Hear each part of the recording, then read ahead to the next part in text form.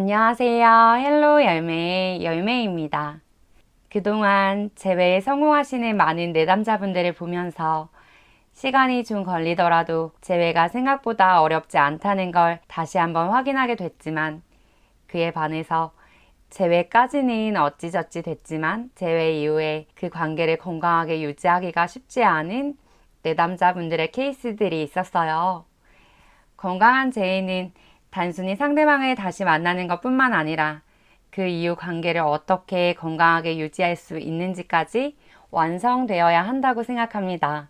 그래서 오늘은 재회를 하는 것도 쉽지 않지만 재회 이후의 연애를 유지하기는 더 어려운 세 가지 경우에 대해서 말씀드리려고 합니다. 우선 첫 번째는 상대방의 주변에 상대방이 원하는 욕구와 조건을 채워줄 수 있는 사람으로 다양한 괜찮은 사람을 마음껏 만날 수 있는 환경이고 거기다 상대방도 이성으로서 매력이 많이 있는 경우입니다. 특히 상대방이 본인 스스로 생각하시기에 결혼 정년기라고 생각을 한다면 어려워질 수 있습니다. 이런 경우에 상대방에게 후폭풍이 와서 우리에 대해 그리워하는 마음이 생기고 힘들어하면서 여지를 보이는 모습이 있을 수 있지만 우리를 다시 만나 재회를 하겠다는 결심에 이르기까지는 쉽지 않습니다. 또한 재회가 되더라도 다른 대안이 많기 때문에 이 관계를 언제든지 반복해서 포기할 가능성이 높아요. 재회라는 건 우리에 대한 부정적인 감정, 즉 서로가 안 맞는 부분이 너무 많고 더 이상 상대방을 위해 노력하고 싶지 않다는 마음 등 감정적이었던 부분들이 점차 사그러들면서 회복되고 시간이 지나 우리에 대한 생각이 미화되면서 이 사람보다 더 좋은 사람을 만나기는 쉽지 않겠다라는 한계를 느껴야 후폭풍을 느끼고 재회까지 이어지는 추진력을 얻을 수 있는데요. 이미 안 맞는다는 걸 확인한 후 나보다 더 상대방의 욕구와 조건을 채워줄 수 있는 잠재적 요건을 갖춘 사람들이 많다면 후폭풍이 오더라도 재회까지 추진력을 얻지 못할 가능성이 크거나 그 강도가 잔잔하게 오는 경우가 많습니다. 또는 상대방이 나를 만나는 시기에 목표를 이루거나 어떤 성취를 통해서 스펙적으로 레벨업이 되는 경우예요. 즉 주변 환경에 큰 변화가 생기는 경우입니다. 예를 들어서 취준생이었던 상대방이 원하는 곳에 취업이 됐다거나 더 좋은 곳으로 이직이 됐다거나 편입이 됐다거나 하는 경우예요.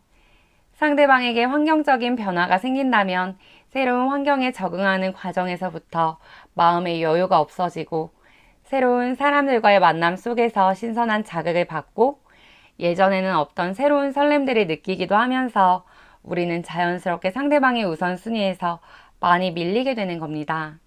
예전에 상대방이 우리에게 쏟는 시간과 노력이 100이었다면 상대방의 삶에 새로운 변화가 생긴 이후에는 크게는 20에서 30으로 줄어드는 경우도 있어요. 그렇지 않아도 불안 지수가 높아진 우리 입장에서는 연락도 데이트도 소홀한 상대방에게 당연히 섭섭할 수밖에 없고 상대방에게 서운함을 표현하는 횟수는 늘어나게 됩니다. 상대방 입장에서는 상황적으로 마음의 여유가 없다 보니까 우리가 본인을 힘들게 하고 구속한다고 생각을 하면서 우리의 매력은 점점 떨어지게 되고 그렇게 상황은 악화되게 됩니다.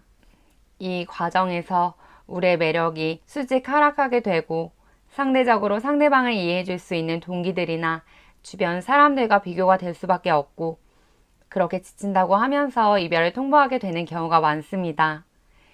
이런 경우에는 상대방이 나에게 모성애, 부성애, 가족애를 많이 느끼고 이전에 헌신적인 모습을 많이 보였더라도 상대방의 마음의 여유가 생기기까지는 후폭풍의 감정이 크게 오지 않을 확률이 높아요. 이런 경우에는 나와 상대방의 상황을 더더욱 냉정하고 객관적으로 바라봐야 합니다.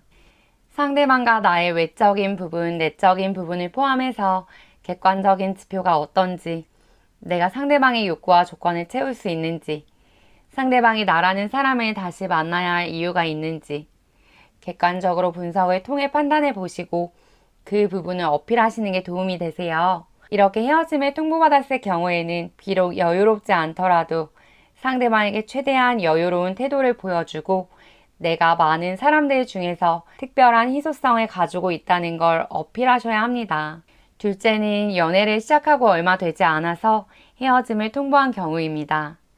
물론 관계라는 게 다 처음부터 늘 진정성 100%인 건 아니죠. 그래서 가볍게 시작해서 가볍게 끝나기도 하고 반대로 가벼운 생각으로 시작했지만 진지한 관계로 발전하기도 하는 게 인간관계입니다.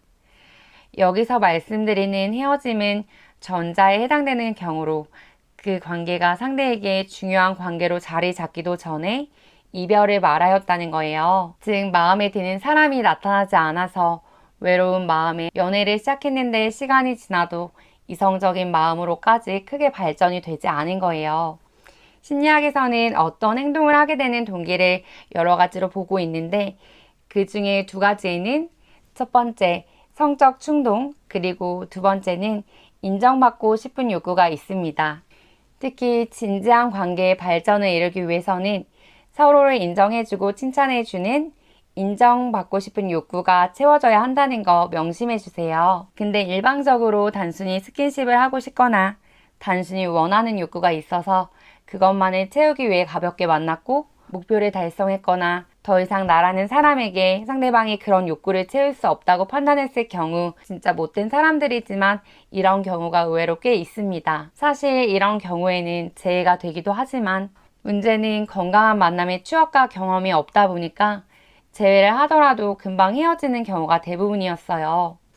그래서 이런 경우에는 되도록이면 빠른 손절로 이별을 인정하고 새로운 사람을 만나기 위해서 나의 회복에 집중하시는 게 좋을 것 같습니다. 세 번째로는 가족을 포함한 다수가 개입된 상태에서 헤어진 경우입니다. 공감하시겠지만 가장 흔한 예로는 결혼을 준비하는 과정에서 헤어졌고 그 사실이 주변 사람들에게도 알려졌을 경우예요. 결혼을 준비하면서 또 상견례를 하는 과정에서 헤어지기도 하고 아무래도 이전에는 가볍게 넘어갔던 성격차의 문제도 결혼을 준비하다 보면 이러한 부분들이 절대 안 바뀌고 평생 지속될 것처럼 더 크게 느껴져서 결혼을 포기하는 경우도 있습니다.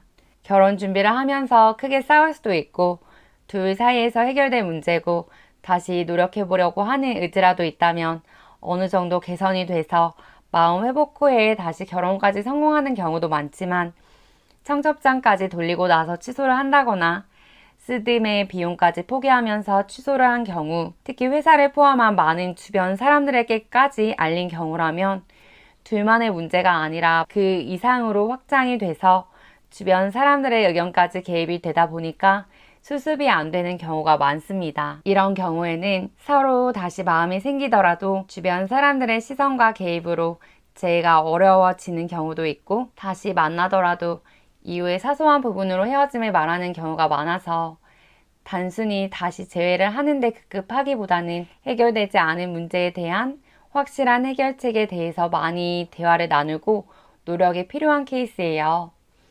나보다 잘난 사람이 나를 좋아할 수는 있어도 나에게 매달리지 않는 경우가 대부분입니다. 재회를 할 때 인정해야 하는 건 사람은 나보다 높은 가치에 있다고 생각되는 사람에게 끌릴 수밖에 없다는 거예요. 지금까지 말씀드린 세 가지 경우에는 상대방을 다시 만나기 위해 안절부절 애쓰는 모습을 절대 보여주시지 마시고 나의 가치를 높이기 위해 나에게 투자를 하시고 나의 외적인 매력과 내적인 매력을 최대한으로 끌어올리시는 게 정말 중요해요. 내가 상대방에게 특별한 의미를 줄 수 있는 희소성이 가진 사람이라는 걸 어필하면서 상대방에게 아쉬운 사람이 되어야 합니다. 그래야 상대방이 단순히 후폭풍의 감정에 머무는 게 아니라 그 이상으로 건강한 재회까지의 결심을 할 수 있거든요.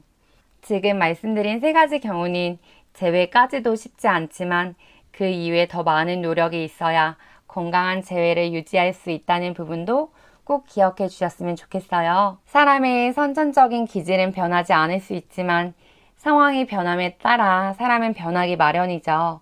나라는 사람도 상대방에게 그 환경의 일부라는 점을 기억해 주세요. 내 자신의 가치를 낮추면서 자신을 자책하고 상대방에게 다가가기보다는 달라진 나를 통해서 지혜롭고 너그럽게 대처하시면서 상대방에게 우리가 가지고 있던 그 문제점이 해결될 수 있다는 확실한 해결책을 가지고 있는 환경으로 안내해 주신다면 꼭 좋은 결과가 있을 거예요. 여러분의 건강한 재해를 위해 늘 응원하겠습니다.